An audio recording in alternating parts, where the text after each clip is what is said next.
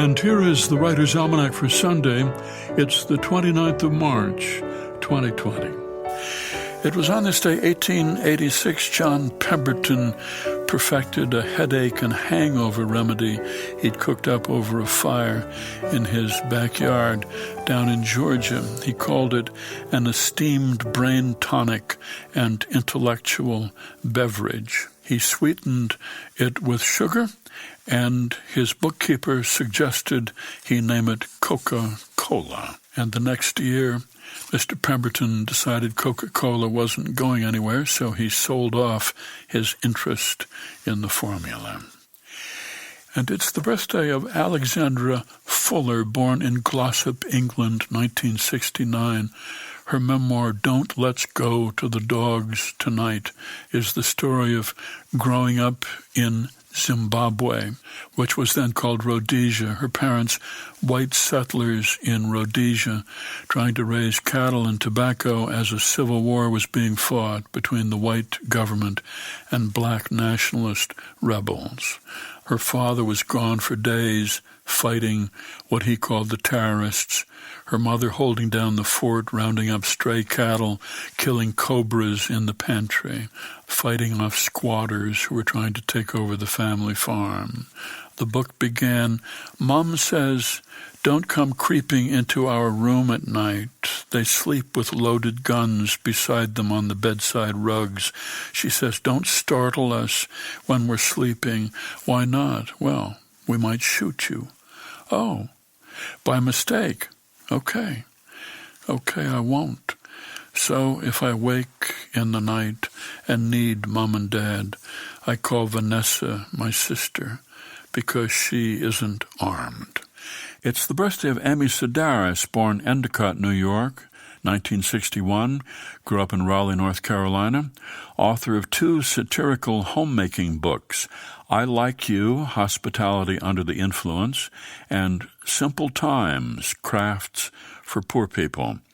Amy Sedaris, who said in an interview about the Sedaris family, "We read everything we can about diseases and physical deformity.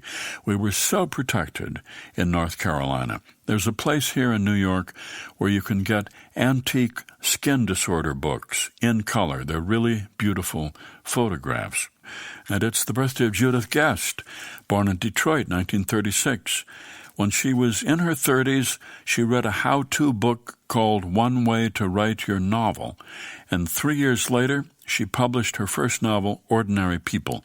It was a bestseller in 1976, the story of the Jarrett family in Lake Forest, a suburb of Chicago, whose son Buck is drowned in a sailing accident on Lake Michigan, and whose brother Conrad, who was with him on the boat, attempts suicide.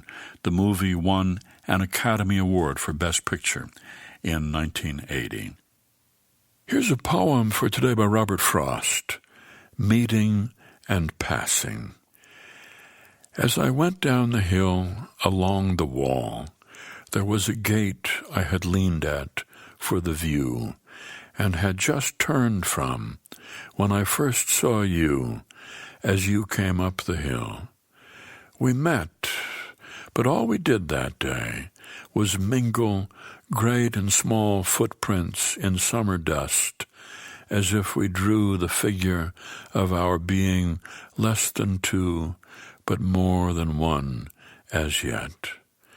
Your parasol pointed the decimal off with one deep thrust, and all the time we talked, you seemed to see something down there to smile at in the dust. Oh, it was without prejudice to me. Afterward, I went past what you had passed before we met, and you what I had passed. Meeting and Passing by Robert Frost, from the poetry of Robert Frost. That's the Writer's Almanac for Sunday, March the 29th. Be well, do good work, and keep in touch.